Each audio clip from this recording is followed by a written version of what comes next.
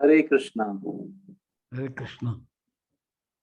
Om Ajnana-timirandhasya Jnananjana Shalakaya Chakshurunmilitam Yena Tasmai Sri Guruve Namaha.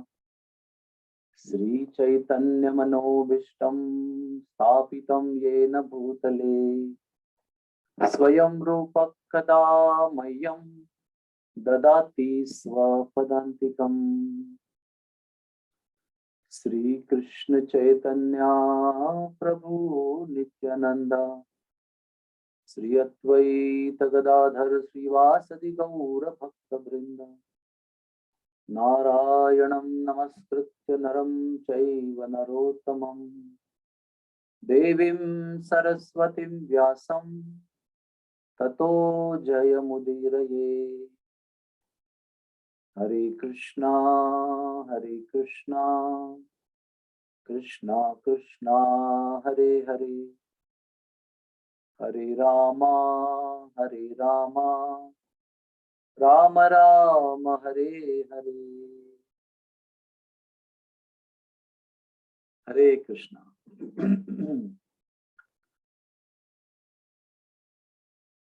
So, last time we discussed about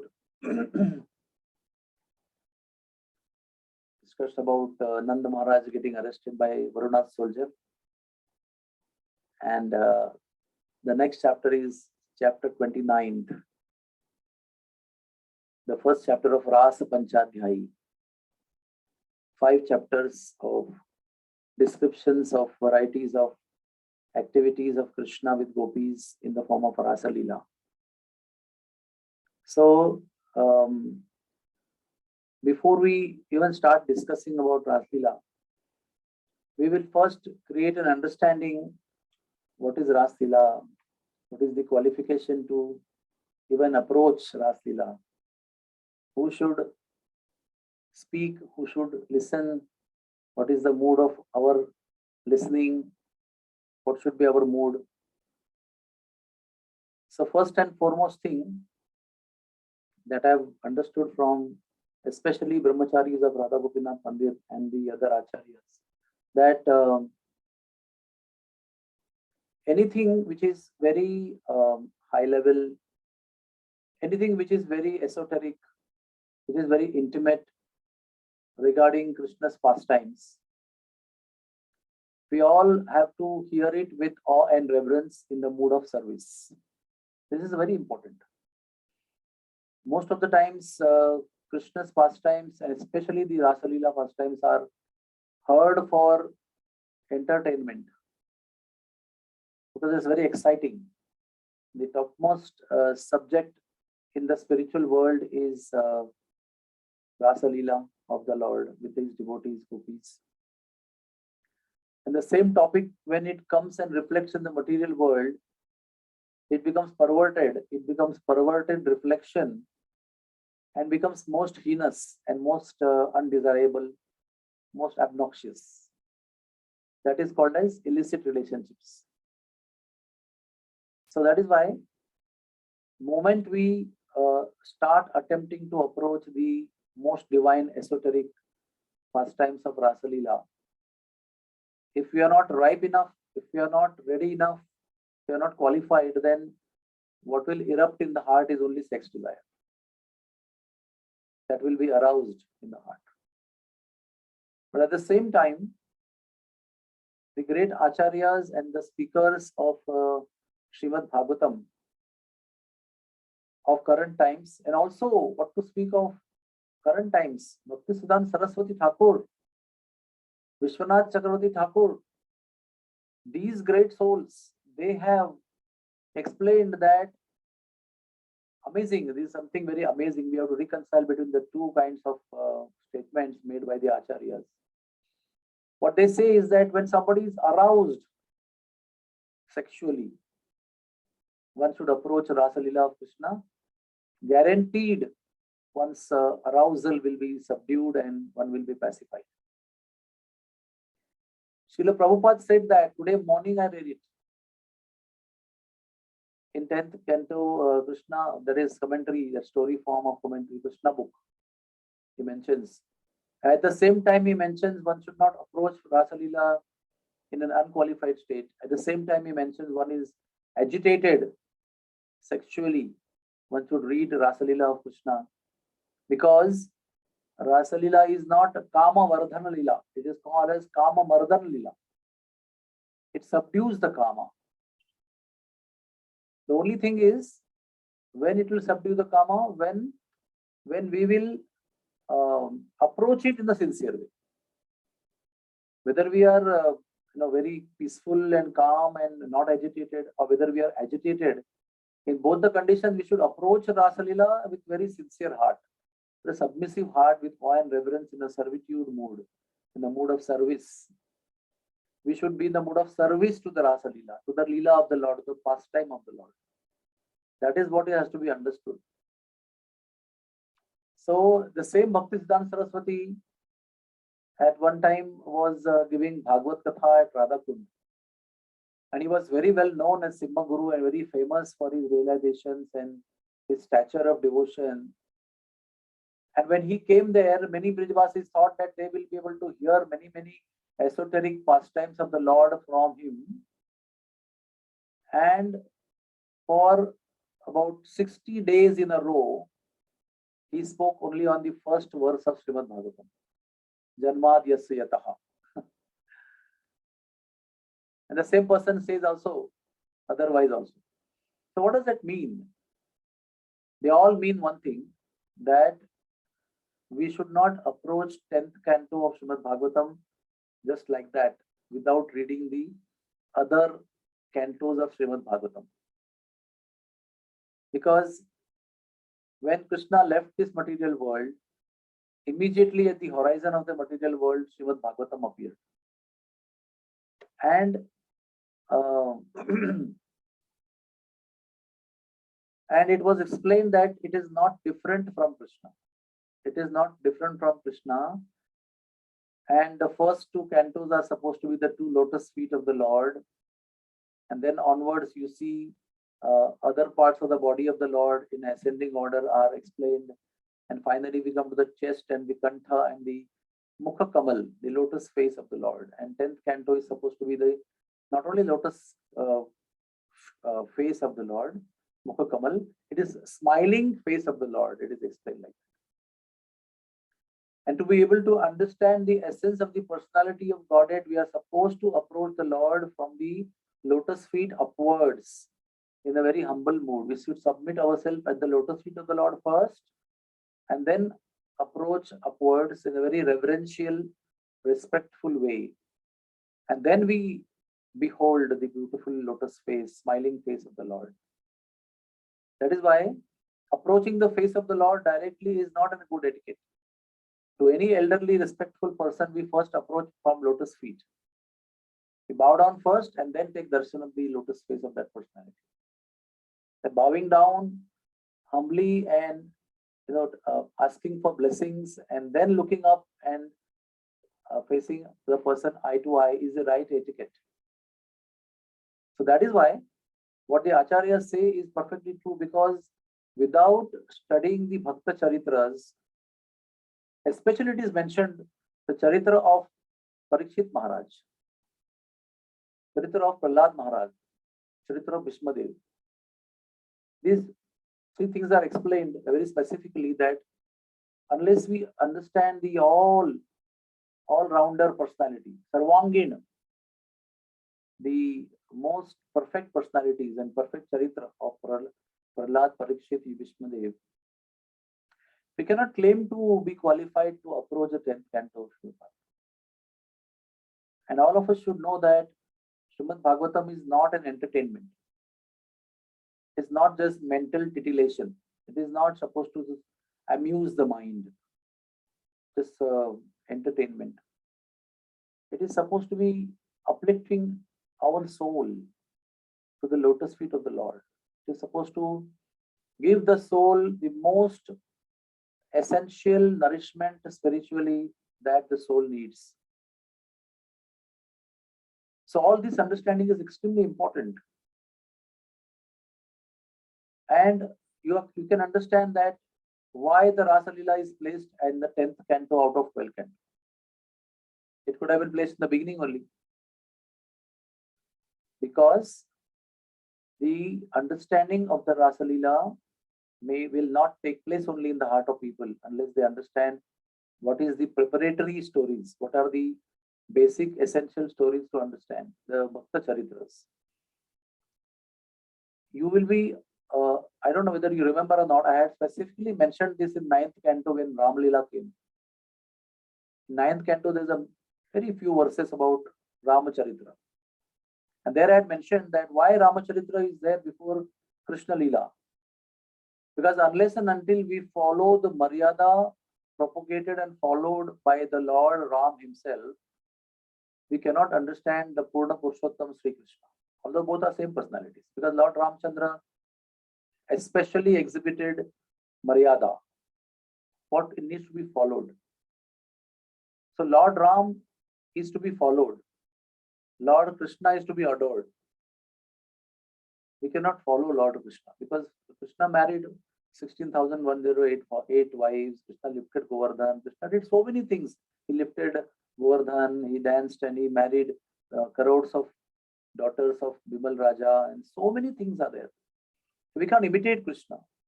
But every activity of the Lord Ram, we can actually follow.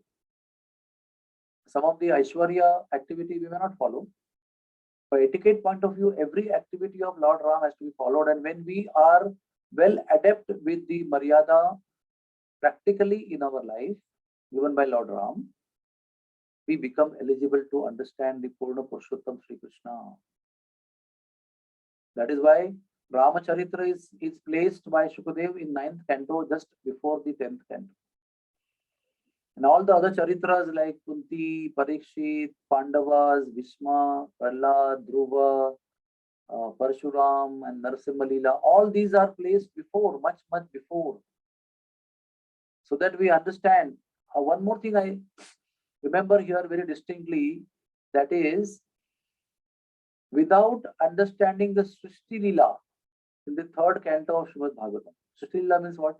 The Leela of creation. How the Lord most wonderfully creates this whole Brahmandas and material world and the spiritual world and the differences between the two, and how wonderfully he organizes everything, creates and destroys periodically. Today morning only somebody asked me a question in the morning class that it is a little boring sometimes when you read the prayers of so many devotees, long prayers, and the Srishti Leela and the descriptions of the hells and heavens and so many material worlds and material aspects of the universes. I said if they were boring and they were not required, not necessary, Shukadev Maharaj wouldn't have told them, because he very well knows that his audience is having only 7 days of life. There is no time there to do time pass. Everything has to be essentially designed and weighed before it is spoken, and that too well in time. So how can Shukadev, such a compassionate soul, who did not utter the name of Radharani because he would go in 6 months of trance and murcha, he was so conscious of the audience compassionately. How would he waste his time in describing which is not useful or which is not very interesting or which is not essential? So Srila Prabhupada essentially mentions that unless we understand the glorious, opulent Leela of the Lord of creation, we are not fit to understand any Leela of the Lord. What to speak of Lasa Leela? We are not even qualified to even hear birth Leela of Krishna, or Gaucharan Leela of Krishna, or Govardhan Leela of Krishna, or anything of Krishna. So let us all pray. I don't claim that I am qualified at all. Till the time there is a trace of material desire in the heart, we are not qualified to speak on Bhagavatam. But still Prabhupada encouraged his devotees to speak Krishna Leela. Still Prabhupada translated Krishna Leela much before he completed whatever Bhagavatam he could complete. He translated up to 14th chapter. And he was much behind even this 10th canto, 14th chapter, and then much before that only he published the whole 10th canto into a story form of Krishna book, 3 volumes. Why is that? He was taking a big risk to publish Krishna Leela in a premature state, that too in America, not in Indian context. Because one is qualification and one is the necessity. So he wrote in a very sober way Krishna's pastimes in a story form, so that people, by hearing Krishna's pastime, they may get purified, they may get attracted, and their heart will be purified. So that is why we have to understand the whole background of the whole 10th canto and the heart of 10th canto, that is 5 chapters. So, having said all these things, today we may not even touch the first line of RaasLeela, but it is better to understand and create a bhumika, a background, a parshvabhumi in our mind and soul, so that whatever essential messages are there for us through RaasLeela, we may understand. We are not at all qualified to speak or hear Srimad Bhagavatam, but we are here to extract the essential, necessary messages from these wonderful Leela of the Lord for our purification, for our spiritual upliftment. That is why we are here. And even if you really study the 5 chapters of 10th canto, 29 to 33, you will be amazed to know there is hardly anything explained about what they did in RaasLeela. Only what is detailed description is there, what they did before RaasLeela, how Krishna left RaasLeela, how he met him again, where he met him again, what exactly happened. And then it is mentioned that he danced for one night of Brahma. How Gopis were missing him, how Krishna was calling them by flute, how Gopis expressed their heart. All this is explained. But exactly how they danced and what they did is only very briefly explained. So we have to understand that the real descriptions of RaasLeela is not in these books. It is there in Lalit Madhav, Vidagdha Madhav, Govinda Lilamruta, and other Rupa Goswamis and Krishnadas Kaviraj Goswami's books, So, even if we understand the essential message, that is wonderful. People say Gopi Geet, but what is Gopi Geet? Jayati te adhikam janmana brajaha. What they are saying, oh my Lord, your appearance in Braj has increased the fortune of this bhumi. That Lakshmi Devi wants to stay here. Shashva datrahi, Shrayata Indira. And Tavakathamrutam, Tapta Jivanam. So what is Gopi Geet? It is not something filled with so many loving, esoteric exchanges between Radha and Krishna and Gopis. It is not like that. It is the expression of the lovers of Krishna, the great devotees of Krishna, the Gopis, and their hardcore realizations are expressed in those songs. And we need to get qualified to understand those hardcore messages. If we understand them, all the essence of RaasLeela will be revealed in our hearts. So let us all pray. I've been praying for last all days since I ended my last lecture, because I am completely convinced that I'm not qualified to speak. So what I have taken out, subject matters to speak, is just various descriptions about how RaasLeela came into being, and exactly who are the Gopis, why were they qualified, and why others were not qualified, what was their qualification. All those things I have prepared. Hopefully, I pray that you will all relish the description. First and foremost, I want to say that RaasLeela is supposed to be the highest expression of love of the Lord for his devotees ever. That means Krishna expressed his highest love his maximum possible love for the Gopis through the medium of RaasLeela.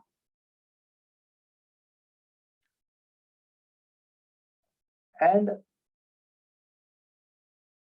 he could not exhibit anything more than that for any jiva, for any of his part and parcel. Second thing, Prabhupada keeps on repeating again and again in Krishna book and in the purports of Bhagavatam. He didn't write purports of 10th canto of Bhagavatam after Brahma Samohan Leela. But in Krishna book, he wrote whatever he had to write about RaasLeela. And he mentions that, please, my dear devotees, do not understand that RaasLeela is a lusty desire, lusty activity, or lusty Leela. Don't consider RaasLeela is the expression of lust between Krishna and the Gopis and Krishna. It is not.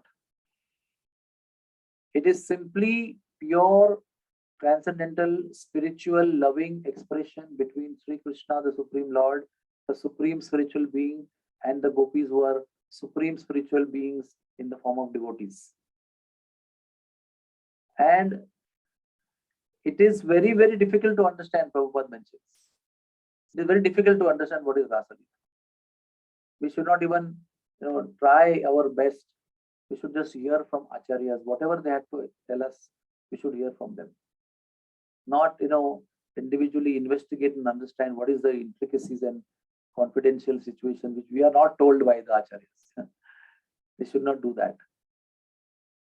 So, third thing is mentioned that it is a most misunderstood Leela. And also most misinterpreted Leela.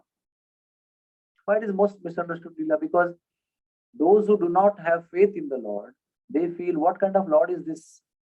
Such an immoral Lord, such an immoral Lord.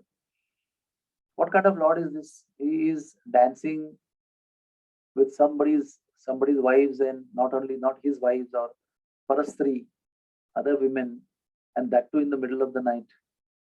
And what is he doing? What kind of morality we have to learn from this?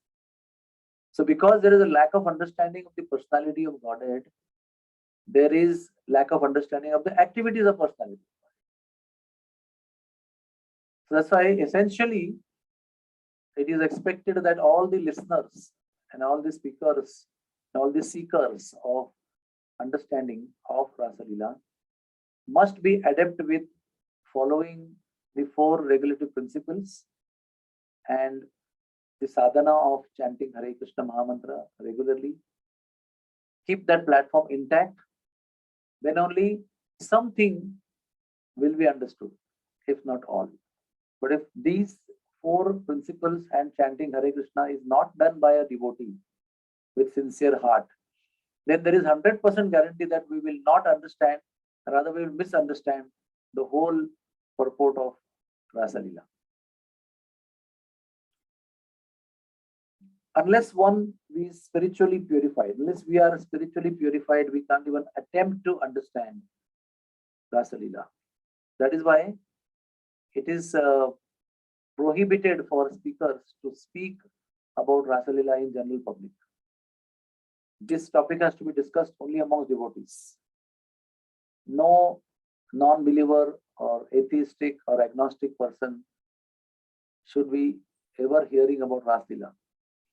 It is not the understanding of discrimination that we feel we are very qualified and we are eligible, and those people are not eligible, they are not qualified. It is not that kind of mood that we are saying this line with. We are saying, or acharyas are saying, that this should not be spoken in front of atheistic or agnostic people, because moment we speak these things in front of agnostic and atheistic people, they start immediately committing offenses against Supreme Personality of Godhead, and we, who are the speakers, are the cause of that eruption of offensive mentality in the hearts of those people. It is also mentioned that one should not worship the Lord, do arti of the Lord in front of a person who is not believer, in front of a person who is atheistic or agnostic, because that increases or arouses envy in him. When somebody you don't like or don't believe in is worshipped in front of you. So similarly, when you don't have faith in that person as Lord, and you talk about the most intimate pastimes of that person, it only arouses envy and offensive mentality. So it is out of compassion that the acharyas say that do not speak this in front of people who don't believe in the Lord or who are agnostic or against the Lord. The activity of not speaking is not differentiation or discrimination. It is an activity of compassion. Like if a child asks you, Mother, tell me how a child is born. How do you give birth to a child? So you don't tell the child. You may say there's a wedding and they exchange garlands and then the children come. Something like that we were told in childhood. And it was quite convincing. So we were also attending weddings and we saw people exchanging garlands and holding hands in between and doing so many rituals of Kanyadan, holding hands and giving Kanyadan and all. Tying the knot, Granthi Bandhan. And we were told that when that happens, the child comes. You came because of that. It was quite convincing at that level. But do we ever dare to tell the child everything in detail what exactly happens to create the child? No. Why? Because it will create so much confusion, so much bewilderment, so much shaking of emotions inside in a premature state. That is why we don't tell. It is not out of pride that we have, that we are qualified. So in Vishwanath Chakravarti Thakur is quoted by Srila Prabhupada in the purport of second canto, 4th chapter, 10th shloka purport. He mentions that one must hear all other skandhas of Bhagavatam before we read 10th canto of Bhagavatam. And one thing very beautifully is mentioned, that RaasLeela is a Kama Mardini Leela. I told you before also.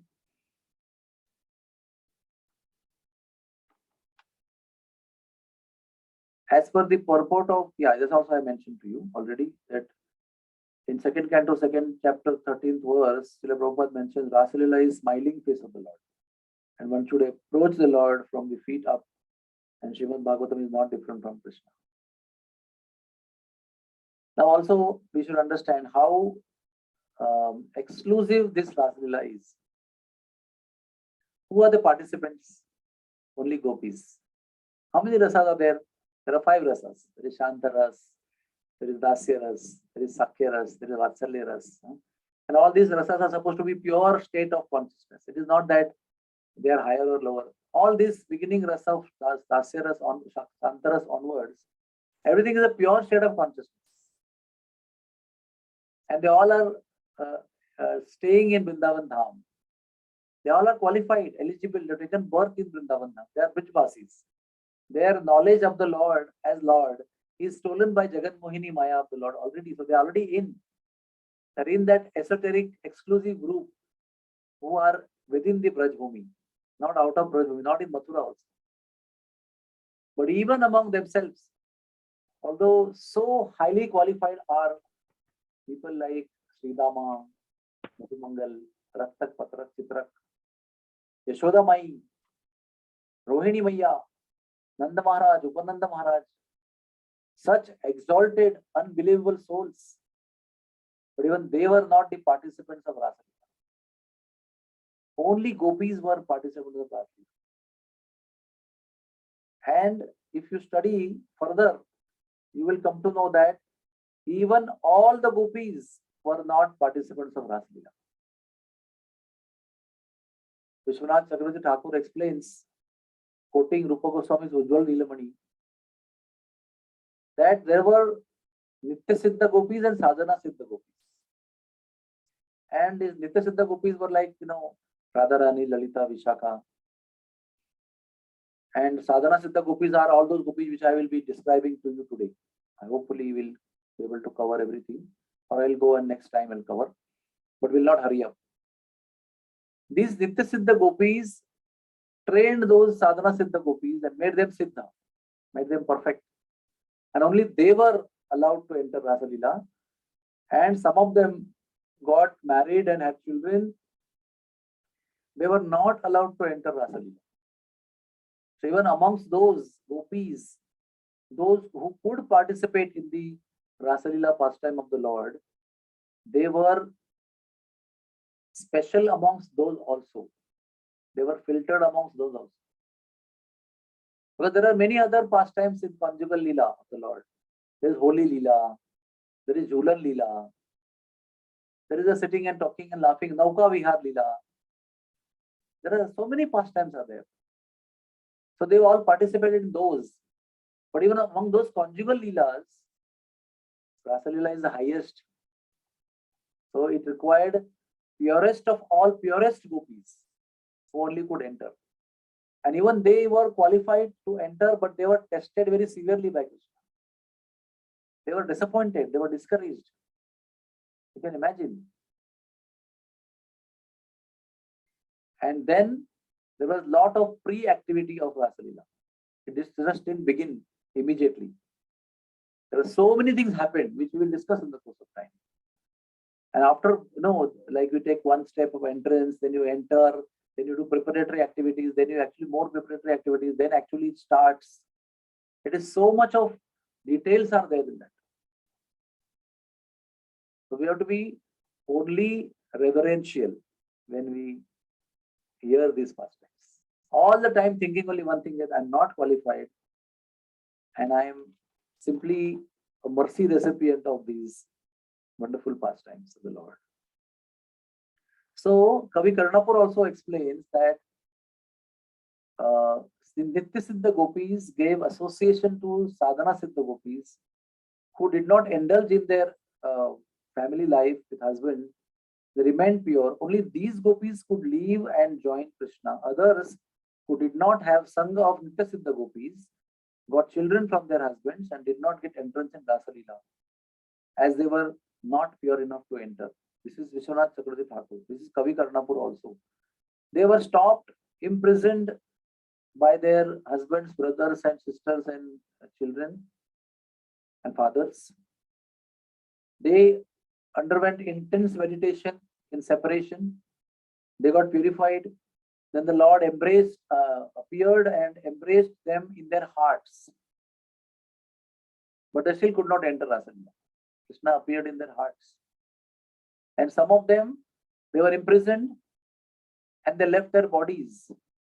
And their souls in spiritual form entered the RaasLeela. So there are varieties of things that happened.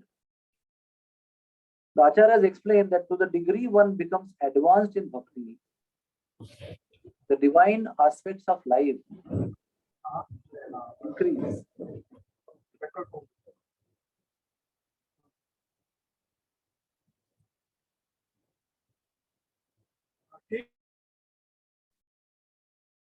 I repeat again.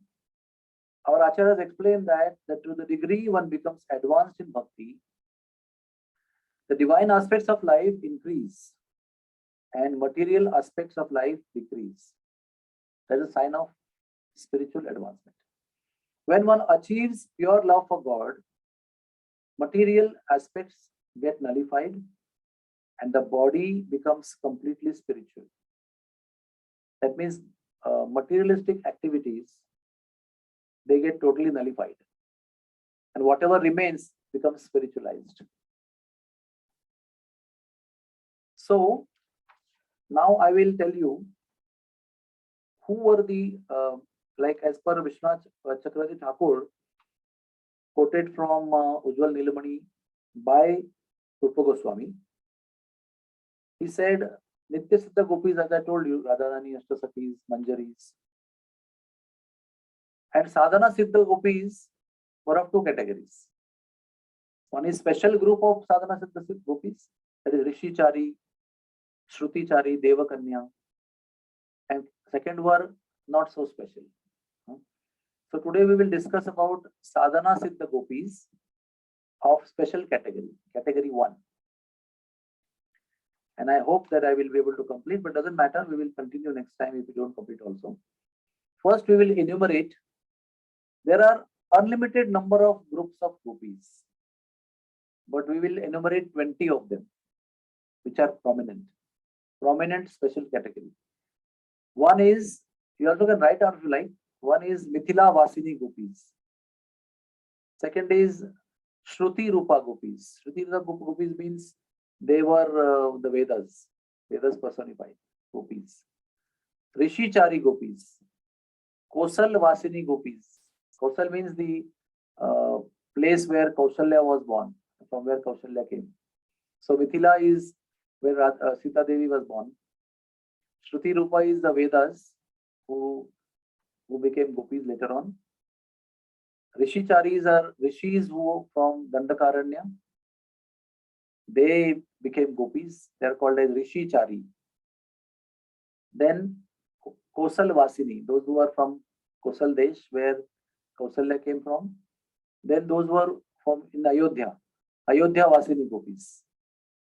Then Yagyasitas, when Lord Ramchandra had his wife abandoned into Valmiki Muni's ashram, and he still performed yajnas, and every yajna he made a golden statue of Sita, and Pran Pratishtha was done. So all those were called as Yajna Sitas. I will tell stories one by one. Then there was Panchavati. In the area called Panchavati, there were villas. Villas means some forest tribals. And the daughters of these villas were called Bhilnis. They were attracted to Lord Ram. Then there was Rama Vaikunta Vasini. That means Lakshmi ji and her friends, her Sakhis from Vaikunta. They also became Gopis. Devanganai, that means demigoddesses from heavenly planets. They also became Gopis. There's a place called Jalandhar. I don't know whether it is today's Jalandhar or not. But there's a Nagar called Jalandhar, where Jalandhar Nagar Kanyas, the ladies of that place, they also became Gopis. Then when Lord Dhanvantari came, the Oshadis, that is the herbs, personified herbs, they got attracted and they became Gopis in Krishna's time. Then Prithu Maharaj, when he took birth as a Shakti-Avesh avatar, many ladies were attracted to Prithu Maharaj. He was very, very attractive and beautiful. And they desired conjugal relationships. And Prithu Maharaj had a particular purpose. And Lord had taken that avatar of Prithu Maharaj in a very particular purpose. So he did not accept them, but he promised them that he will accept them in Krishna avatar. Then the Apsaras of Swargaloka. They are different from demigoddesses. Demigoddesses are the wives of demigods. Apsaras are the society girls. Very beautiful. Urvashi, Ramba, Menaka, and so many of them. So they were attracted by Narayan Rishi of Himalaya. Lord Krishna and Arjuna appeared as Narayana in Himalaya. And they went to tempt them, but they became allured by them only, Narayan, and fell in their love and wanted to become their wives. They became Gopis. Samudra Kanya, those who were attracted to the beautiful form of Matsya avatar. Sometimes we say, what is so attractive in Matsya avatar? What is so attractive in Varaha avatar? Varaha is a boar, It's like a pig. So when the Lord becomes Varaha, the Lord becomes pig, it becomes very, very, very beautiful. When the Lord becomes fish, it's extremely beautiful. Lord has taken form of every animal almost, or everybody. But when Lord becomes that, it becomes extremely beautiful. And when Lord became a Matsya in the ocean, the Samudra Kanyas, they were very attracted and they became also Gopis. And when Lord Vamandev went to Sutal Loka, the Daitya, that means the demoniac ladies, they became attracted to Lord Vamandev. They called as Sutal Lokavasini. They become Gopis. Then when Lord Shesha, Ananta Shesha appeared, under the causal ocean, many Naga Kanyas in the ocean became attracted to Lord. And they also became Gopis. Then there is Shvetadvipa Sakhis. They became Gopis. Then there is Urdhva Vaikunta Deviya. Those who are attracted to Bhagavan Ajit. Bhagavan Ajit is that personality who came and sat on the Mandara mountain, which was used for churning the ocean. That Lord Ajita, multiple armed Lord. Many ladies got attracted to looking at him. Then there is a Loka mountain, which is explained in Srimad Bhagavatam in many places. There were ladies at Loka mountain who were attracted to the Lord. They became gopis. And finally, Lakshmi ji, who appeared from ocean, at that time she was called as Samudra Lakshmi. Her Sakhis, who appeared with her, they also got attracted to Lord Ajit, to Lord Vishnu. So I mentioned to you now 20 different varieties of sadhana siddha gopis. But don't think there are only 20, there are unlimited. Now we will discuss each one of them in little details. For example,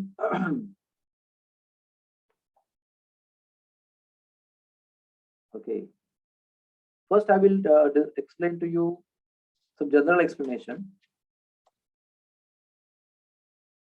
186. Okay.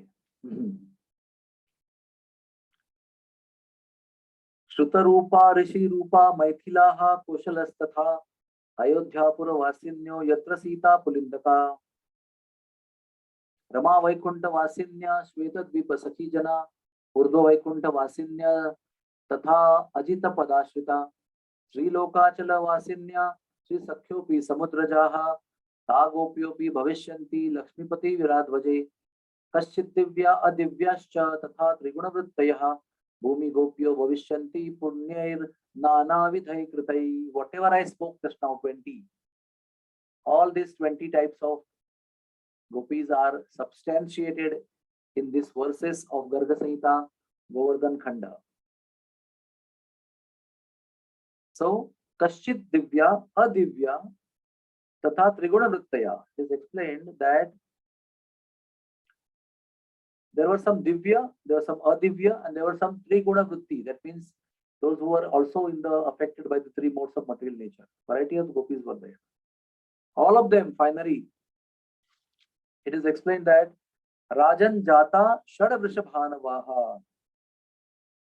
All these gopis took birth in the villages nearby Barsana at the homes of 6 Vrishabhanus. Vrishabhanu was one personality also, but there were many Vrishabhanus. Their names were Nitivat, Margada, Shukla, Patanga, Divyavahan, and Gopishta. There were 6 Vrishabhanus. So these gopis took birth in the nearby villages in the families of these 6 Vrishabhanus. What they did, they performed Vrat in Magaman, and in Vasanta Panchami, Maga Shukla Panchami, Sri Krishna assumed the form of a yogi and tested them for their love. That's another long story. Krishna became a yogi and went to Barsana and tested the love of these gopis. Then the Divya, Adivya, and Triguna Vritti gopis, they took birth in the houses of 9 Upanandas. Like there were Nandas, one Nanda personality was there, and there were also another Nandas, and there were 9 Upanandas also. Their names are like this: Vitihotra, Agnibhuk, Samba, Shrikara, Gopati, Shruta, Prajesha Pavan, and Shanta. These are 9 Upanandas.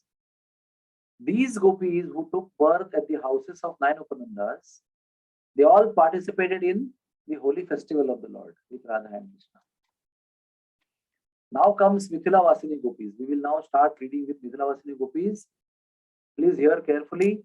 Sri Ramasya Varat Jata Navananda Graheshuya Kamaniyam Nanda Sonam Dashtvatva Mohamastitaha Marga Shirshe Shubhemasi Chakruhu Katyayani Vratam Upacharai Shodashabi Krutva Devi Mahi Mahim. They all appeared.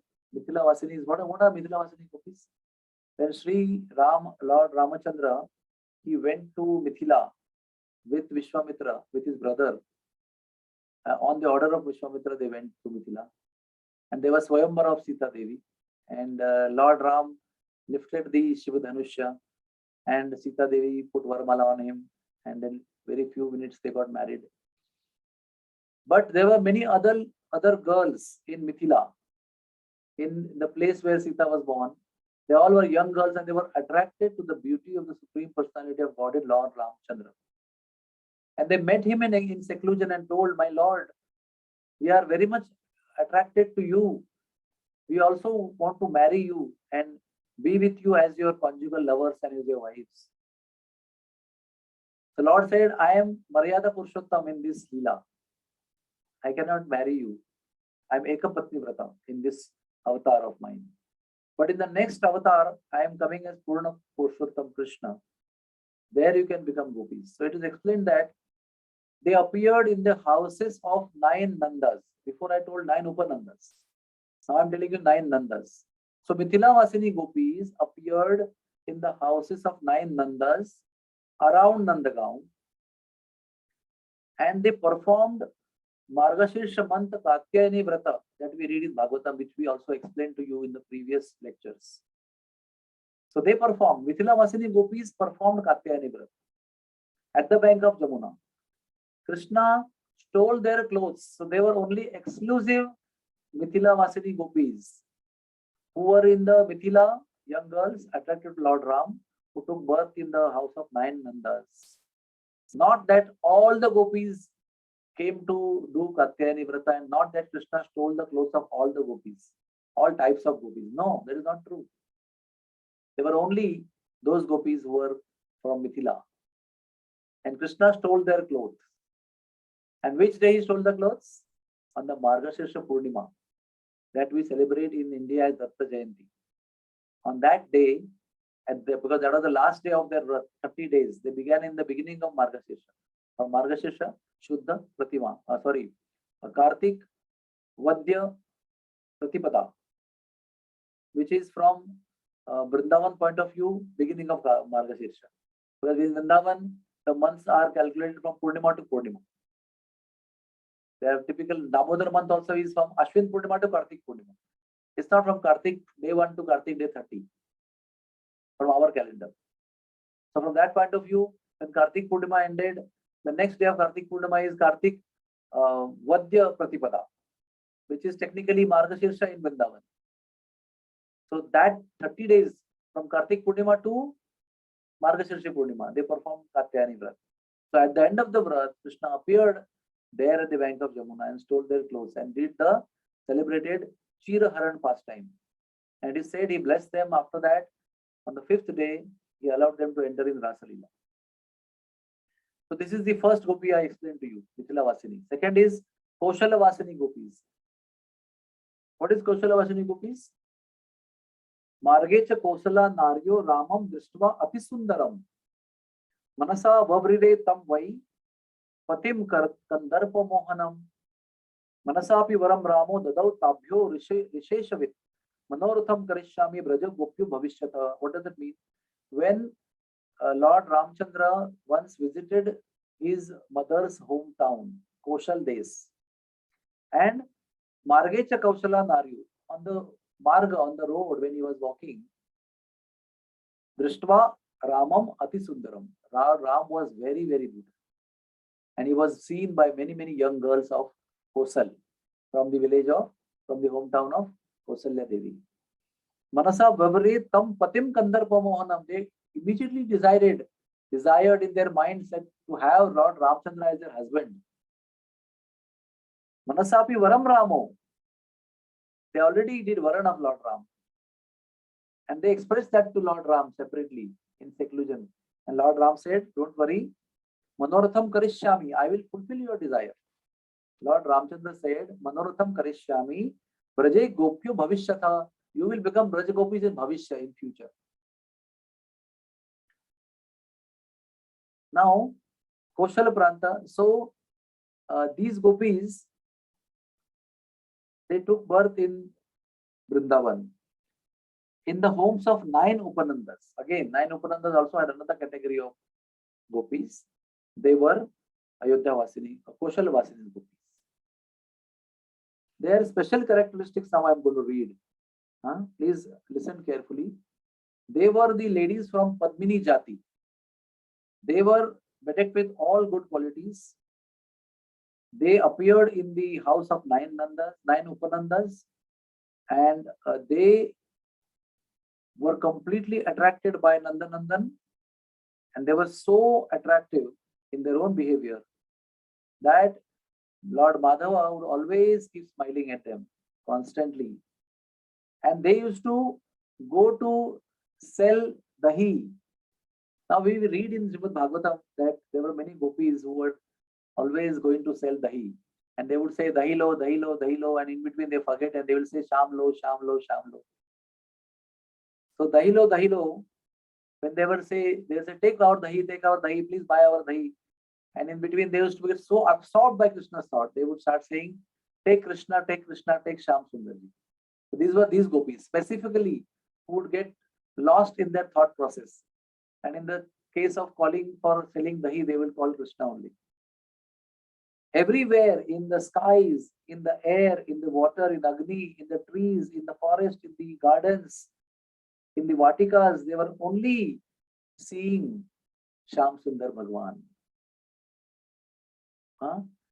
We have a beautiful song in Vrindavan Dham.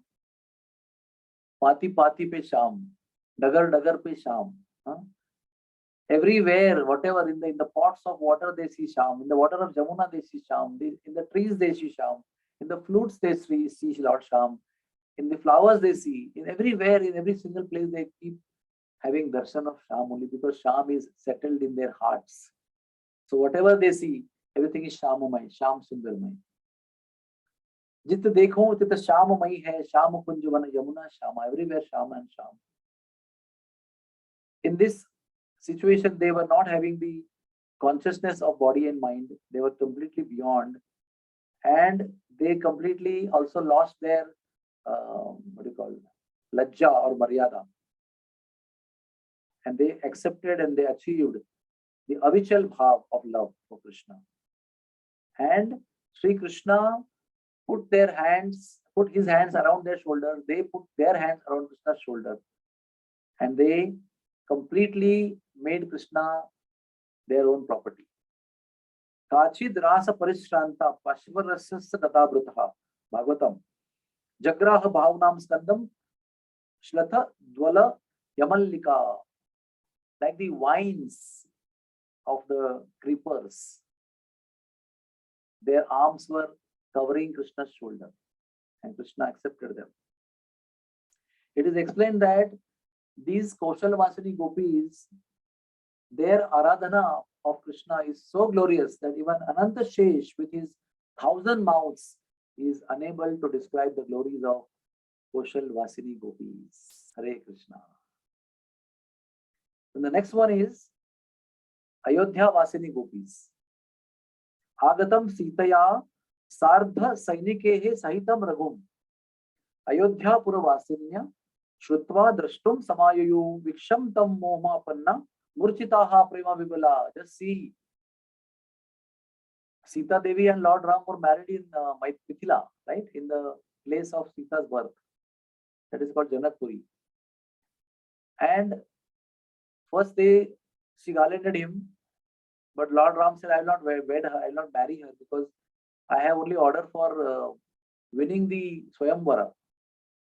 I don't have order for getting married. I have not got any order from my father or neither from Vishwamitra. So I will first like to get permission from my father. So then Janak Maharaj sent messengers from Janakpuri to Ayodhya, the fastest kind of horses. And then permission was sought, and not even permission. Dasharath Maharaj with his Chaturungi Sena, he came all the way to Mithila with Brahmins and with cows and donations and jewelry and everything possible. He got every full entourage all the way to Janakpuri, and then they got married. Lord Ram with Sita, and Lakshman with Urmila, and Shatrugna Bharat with other two ladies of Dasharath's daughters. And then they all ceremoniously came back and they entered Ayodhya. And when they entered Ayodhya, Agatam Sitayam Sarda Sainike Sahitam Ragum Shrutva Drashtum Samayuyu. What happened to them? The ladies of Ayodhya were residents of Ayodhya. Now with Sita Devi, Lord Ram was looking so attractive and so beautiful and so much opulent that Mohama Panna Apanna Murchitaha Prema Vibala. It is explained that these gopis, they fainted in love, looking at the uncomparable beauty of Lord Ramchandra They become completely overwhelmed with love and they fainted on the road only. Then they went to Sharayu river and they did Tivra Aradhana, that is absolutely intense tapasya they did. And as a result of their intense tapasya to have Lord Ramchandra as their husband, they heard a Akashvani, a celestial voice from demigods, that at the end of Dwapar, you will fulfill all your desires at the bank of Yamuna in Vrindavan Dham. So then Narad Muni in Garga Samhita explains the glories of these Ayodhya Vasini Gopis. I will tell you in brief, a long story, but very beautifully explained by Narad Muni to King Bahulashva in Garga Samhita. These Ayodhya Vasini Gopis, they became daughters of King Bimal. This Bimal, King Bimal was a king of Sindhu Desh in Champak Nagari. Sindhu Desh is today Sindh Pranta in Pakistan. So there Bimal Raja existed and he had 6,000 wives. Why? Because he did not get child from anyone. So he went on marrying. And 6,000 wives, none of them could give any children. So he was very Dharmashil Raja, but he was always sad because he did not get a child. So Yajnavalkya Muni came one time to his kingdom and he fell at his feet and said, "My dear Sadhu Maharaj, I am very sorry, I am not having a son or any child. Can you please see in my fortune if I have got any luck to have children or son?" So Yajnavalkya Muni sent in meditation and he saw there is no son in his Bhagya. But he said that you have in your Bhagya crores of girls, daughters will be born to you. So he felt more tension now. Before that he had only sorrow of having no children. Now he have the news that he has got crores of girls. Now how to marry them? So he asked them, how do I marry them? So many girls. He said, Yajnavalkya Muni said that at the end of 115, 115, at the end of 115 years of your life, Krishna will appear in Mathura in four-arm form as a son of Vasudeva and Devaki. He will have Srivatsa Chinna on his chest. Sakshat Hari will take birth as son of Vasudeva. And you please offer your daughters to him. He will marry all your daughters. But what is specifically mentioned here, that Chaturbhuja Lord will be born, which is true. The Lord who was initially born to Vasudeva and Devaki was Chaturbhuja, four-armed. And that much was told by Yajnavalkya Muni, and he will be the husband of your daughters. Now at an opportune time, when he completed his 115th year of his life, he sent his messenger to Mathura to search for that description which he was given by Yajnavalkya Muni. And lo and behold, he went to Mathura, everybody was sannata, that means complete silence was there. Nobody was talking about Krishna's birth of Vasudeva's child. It was a prohibited subject. Kamsa would not allow anybody to talk about that unwanted subject because that is the most painful subject of his life. So anybody would open mouth about Vasudeva's children, children, he would kill them. So nobody would tell anything about that child. And this messenger of the king was always searching to get some clue. Where is this four-arm child? Then one sadhu took him aside in confidence and told him the whole story that he is not here.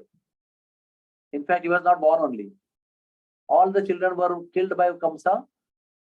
Seventh child was miscarriage. Eighth child was a girl who flew in the sky. So there is no four-arm child of Krishna, Vasudeva here. So he came back. It was very sad. And he informed King Bimal that this is what happened. I could not trace the boy. The boy doesn't exist only. At that time only, fortunately, Vishwadev had come to King Bimal in his Digvijay, conquering four directions. But because King Bimal was a devotee of the Lord, there's no question of fight with him. They just sat for lunch together. They just joined hands and sat for lunch together. During the lunch, Bimal Raja expressed his worry to Vishwadev. This is what my bewilderment is. I am told by Yajnavalkya Muni in his meditation that there is a four-armed child of Vasudev, and they say this child doesn't exist only. So that time Bhishmadev told during lunch to Raja Bimal that I have heard from Vyasadev that the same four-armed child of Vasudev is now two-armed and is living in Gokul with his brother Balram. The miscarriage also is there. There is Lord Balram. So this is a secret. I am telling you. Don't worry. And Vishwadev then took his lunch and went away. Then the king sent the messenger again to Gokul. And sure enough, this two-armed child, having Srivastha Chinna, having Pitambar, all other descriptions except for four-armed to two-armed, everything was matching. And this time, Krishna also responded to that messenger. He expanded into second form. One form remained in Vrindavan only, in Gokul only, playing with cowherd boys, went back home with the baby cows and everything. And one form came out of Krishna and greeted that messenger, embraced him, and the messenger fell at the feet of that form, there is Krishna, and said, I have come from King Bimal. Please come to marry the daughters of King Bimal. So Krishna and that messenger both flew in the sky. And from aerial way, they went to Sindhu Desh. And they landed on Sindhu Desh. That time, King Bimal was performing his yagya. And he stood up with great awe and reverence. Instantly, he called all his crores of girls who were already marriageable age.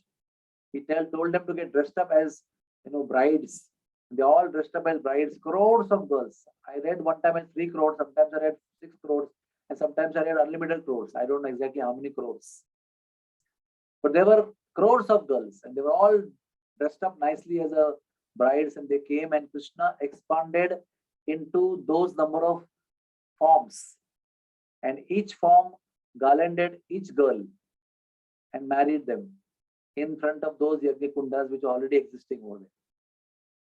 King Bimal gave unlimited dowry, ornaments and dasis and chariots and elephants and horses and gold and everything, and sent them with Krishna. Before going, it is explained that, very carefully you hear, before leaving, Krishna gave Vaikunthavas to King Bimal and all his 6,000 wives. And if you go to Kamyavan, today also will come to know that King Bimal achieved Sarupya Mukti. He achieved the same form of Krishna. So I will tell you, later on Bimal Kund was formed. At the back of Bimal Kund, there is a temple, very confidential temple, where there are 2 Krishnas in one temple. And the Pujari will explain to you, one is original Krishna, one is King Bimal, who achieved Sarupya Mukti. So he was also standing with flute in black, Sham Sundar form. And in between, that Patrani of Bimal Raja also is standing there. That's right at the beginning of Bimal. Anyways, so they achieved their Vaikunthavas and they were blessed by Krishna, and Bimal Raja immediately went back to Godhead and his wives went back to Godhead. And Krishna, with those crowds of newly married women, flew in the sky and went to Kamyavan.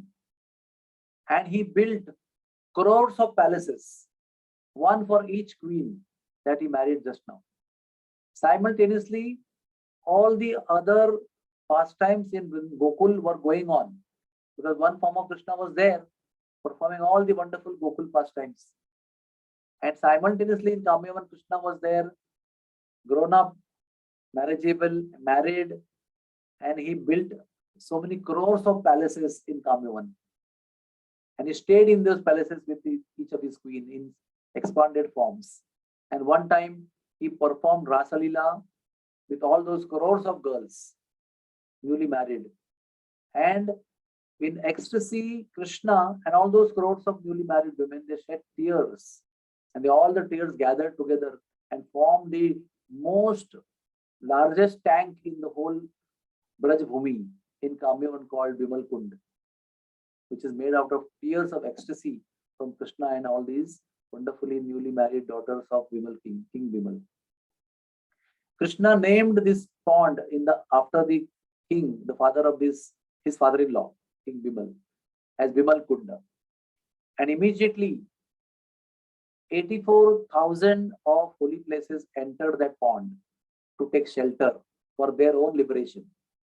And Krishna said, whoever will take bath in Vimal Kund will never come back in the material world, will attain my divine kingdom, Golok Vrindavan.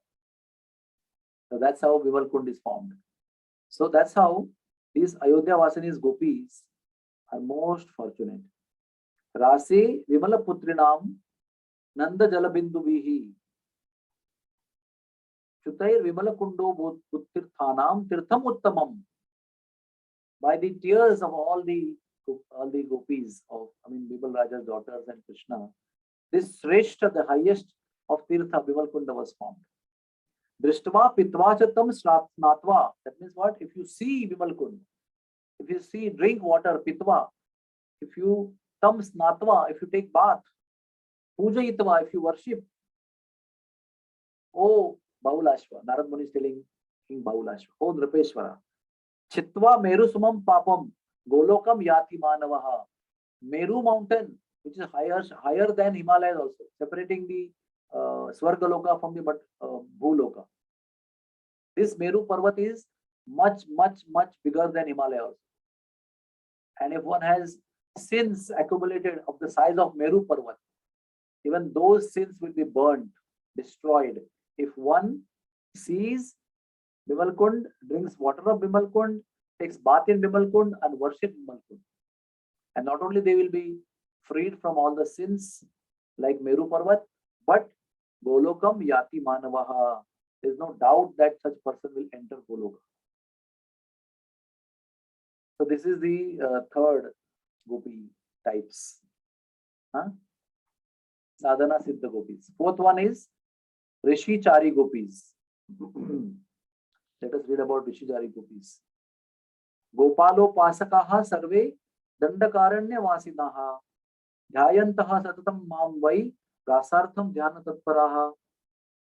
Many slokas are there from Garga Samhita.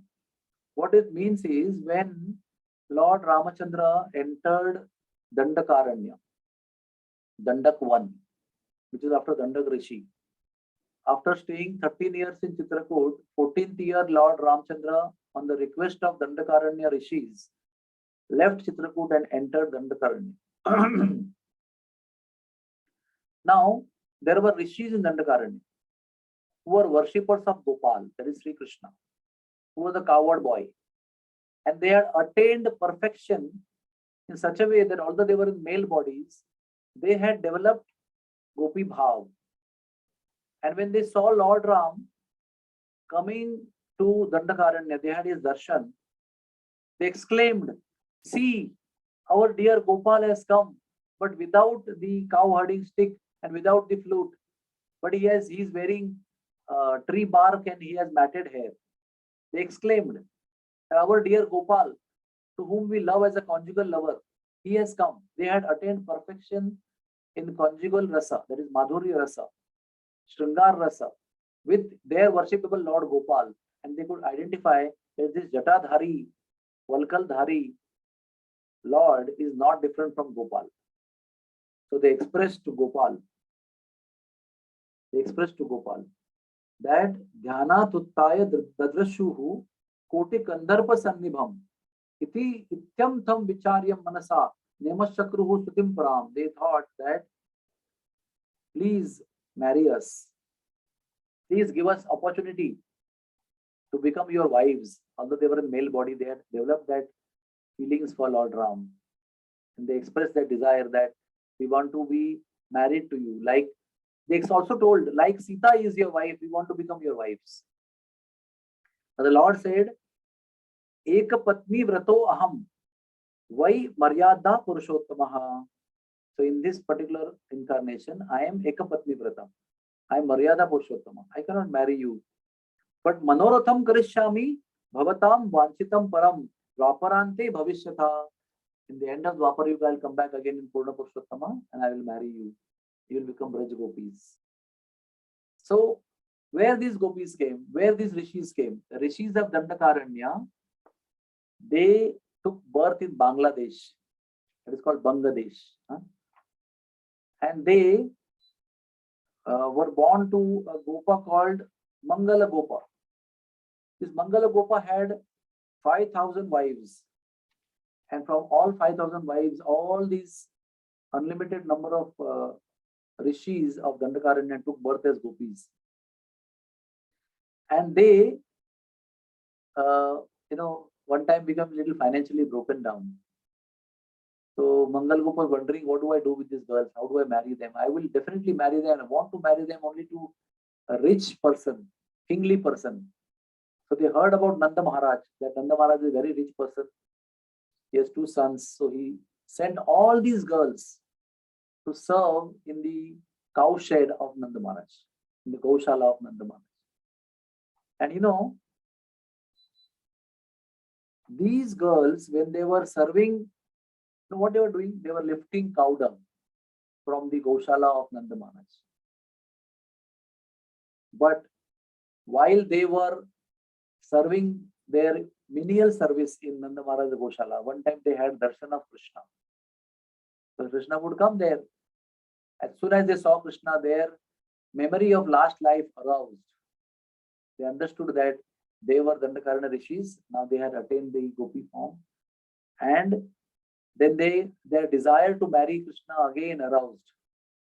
So they went to Yamuna, and as the order of Yamuna, under guidance of Yamuna, they did Yamuna Aradhana. And by the mercy of Yamuna Devi, on the day of Kartik Purnima, they entered RaasLeela. So when I studied all these gopis, I came to know that all these gopis have taken shelter of one great soul at all the time. One rishi is involved everywhere. Either a rishi or a devotee. Here Yamuna is involved.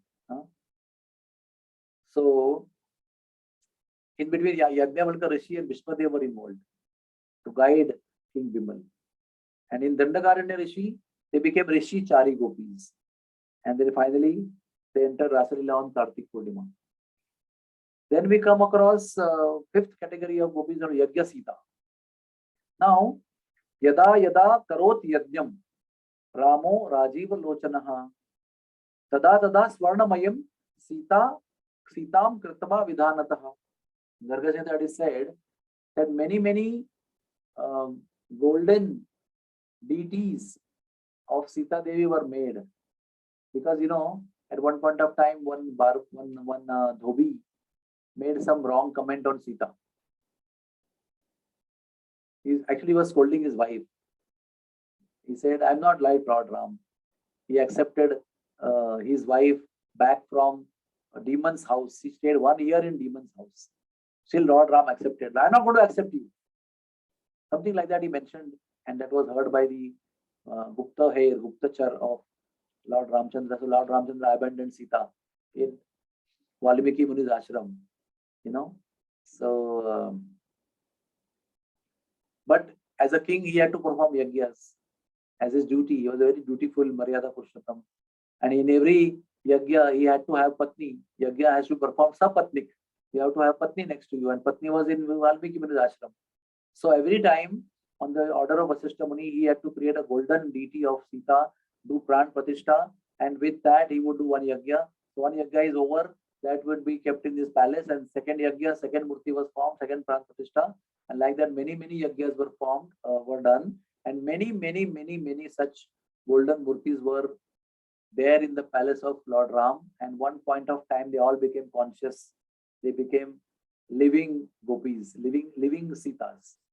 They all approached Lord Ram, and they said, we desire to get married with you, because we are all Maithili Rupini. What is the meaning of Maithili Rupini? Not Mithila Rupini. We are Maithili Rupini. We are not different from Sita. Maithili, Sita Devi.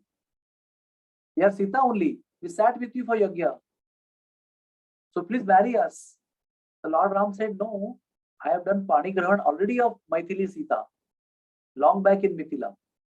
So I cannot do Panigrahan of somebody else. That is you. So Lord Ram, they said, Lord Ram, this is adharma.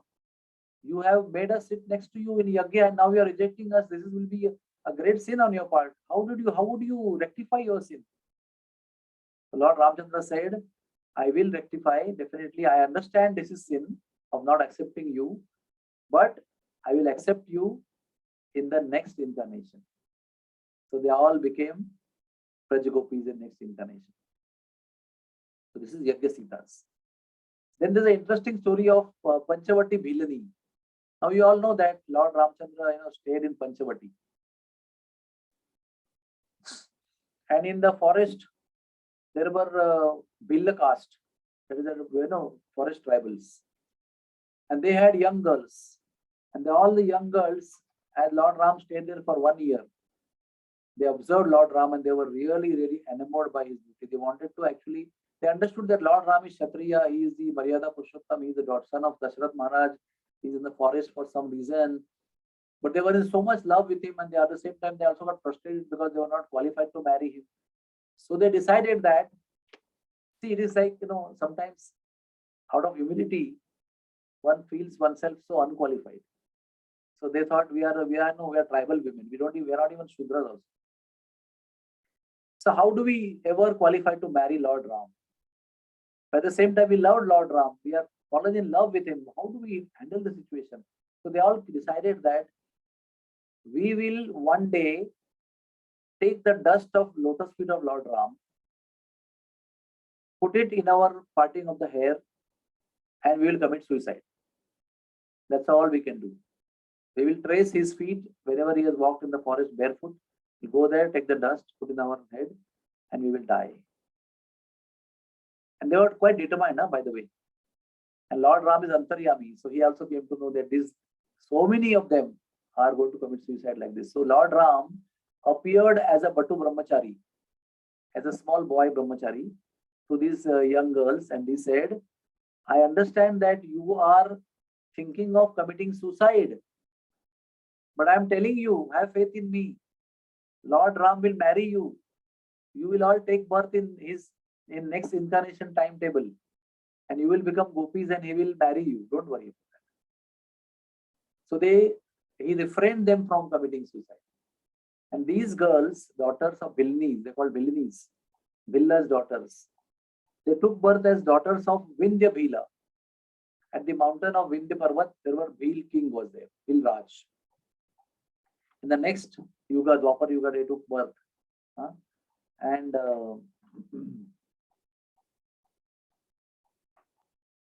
this Bhil Raj was very much powerful, and he also was a robber as a tribal king. But he would not rob any poor people, he always would rob kings. So one time the king of Vindhya mountain, became very agitated because he was stealing many things. So king of Vindhya mountain, he sent 2 Akshavini Sena, and he attacked Bhil Raj. And Bhil Raj was about to get defeated, so he sought help of Kamsa. Kamsa was there at that time in Dwapar Yuga. So he made alliance with Kamsa, and Kamsa sent Pralambasur with so many demons and so many elephants and so many weapons.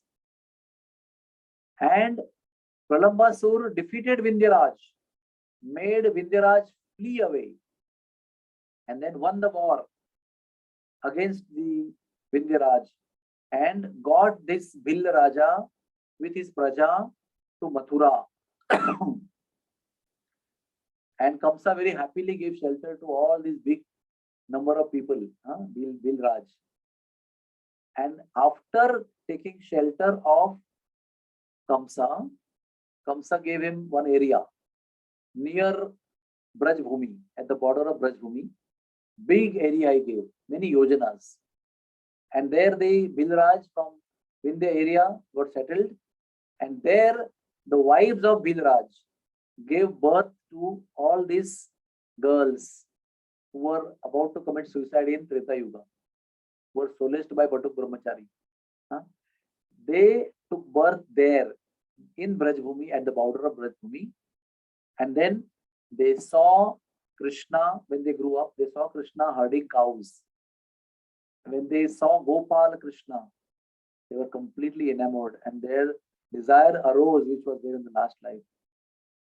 They saw Krishna during Gaucharan and they praised Krishna with love. And then Krishna welcomed them on Sharat Purnima day to perform RaasLeela, and he also married them. Narada also glorified great fortune of these Bhilnis, although they were low-born girls. But Krishna does not differentiate between low born, high born. Krishna is not interested. Krishna is only interested in love, loving devotional sentiment. Krishna is proved here. He accepted all kinds of ladies without discrimination of caste and creed, only on the basis of love and devotion. Now, so these were Panchavati ki Bilaniya. They were the Bilanis of Panchavati. They became Gopis. They were also types of sadhana siddha Gopis. The next Gopis were Jalandhar Nagar Gopis. As I told you, there's a place called Jalandhar city where these girls were there, and they worshipped Vishnu, Kamalapati, as per the instructions of Akashvani, because they were very enamored by Krishna. They took birth as daughters of Rangoji Gop. I will tell this last story before I end today's class. They took birth as daughters of Rangoji Gop. Now this Rangoji Gop was a king of his own place, Jalandhar. And it was under the subjugation of Dhritarashtra, Kaurava king Dhritarashtra. And Rangoji Gop would give 100 billion gold coins per year as a tax payment to Dhritarashtra. 100 billion gold coins once in a year.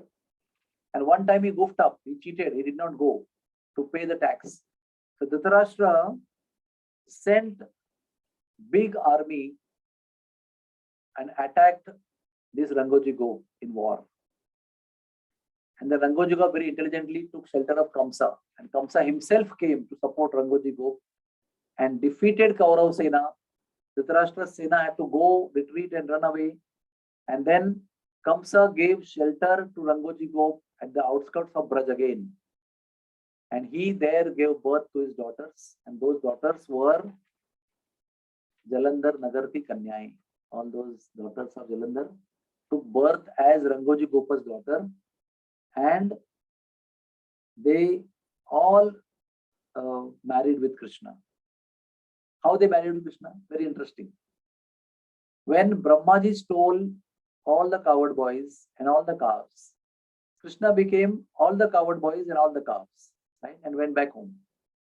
And in that 1 year period, Krishna told Nanda Maharaj to get all the gopis married to all the Gopals. So these were the gopis who married as part of all the gopis, not only gopis, but they were the part of the gopis who married with Krishna as the Gopals. And they remained loyal to their husbands even after Krishna changed his form. I mean, Krishna became Krishna and all the coward boys came back. So they were married that time. So we described 7 types of sadhana siddha gopis.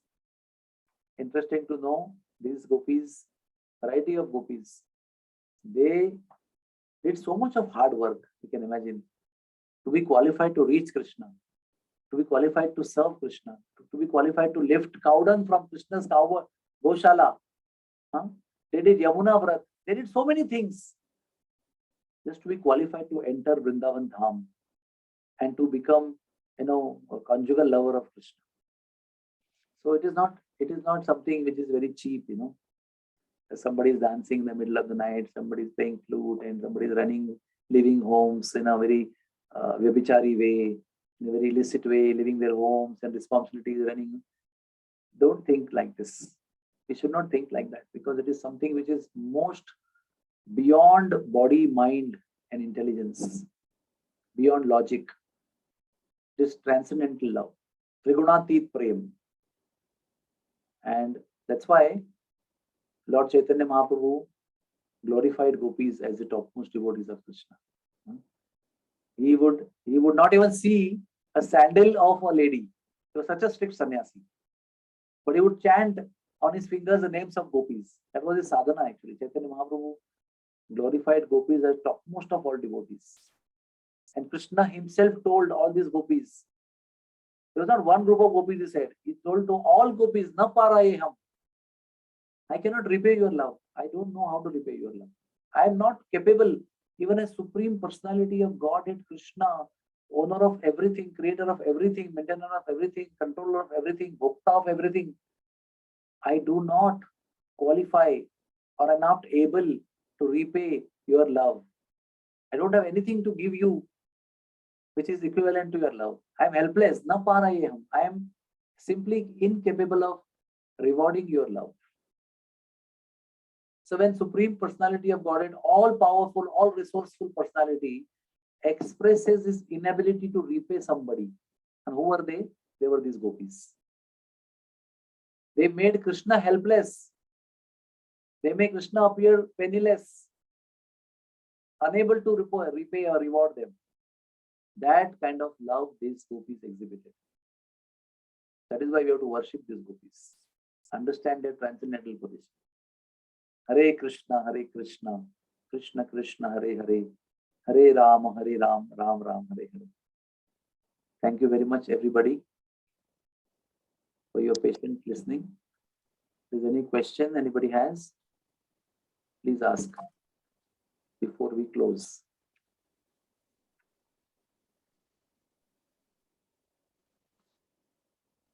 Hare Krishna. Thank you, Prabhuji.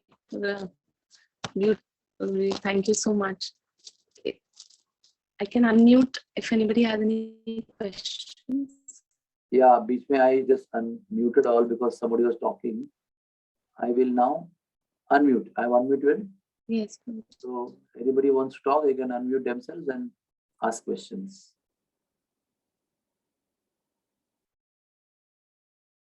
Okay.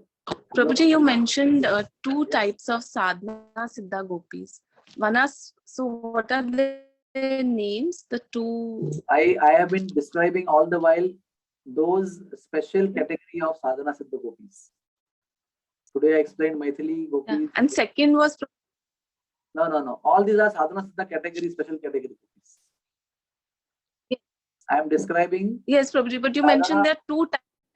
Yeah, I mentioned two types. I told one of them was simple. So one is special. One is special, one is simple. That's all. Simple. And the special categories were, Yes, I told you 20 categories, I named them. And I described 7 out of them today. And next time I will hopefully. Yes, thank you, Prabhuji. Remaining 13 and tell you something more also. I hope that. Any other question? Anybody else? Thank you so much, Prabhuji. I will end my talk. Hare Krishna, Prabhuji. Dhanavad Pranam. Yogmaya Mataji hai. Hello. Prabhuji, I did not understand that 6 Brishwanus means what is it? See, one is one Vrishabhanu, that is Radharani's father. But there are many Vrishabhanus in the kingdom of Varsana. And their names also I read. I read their names to all of you.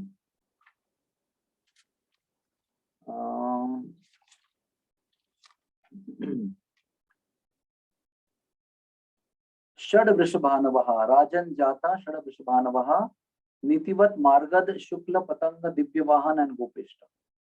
These are the 6 Vrishabhanus. Then there were 9 Upanandas, 9 Nandas. Hare Krishna. They were all the family members of Vrishabhanu Maharaj. Any other question? Anybody has? Okay, so I end my talk here. Thank you very much. Hare Krishna. Hare Krishna. Thank you. Hare Krishna. Thank you.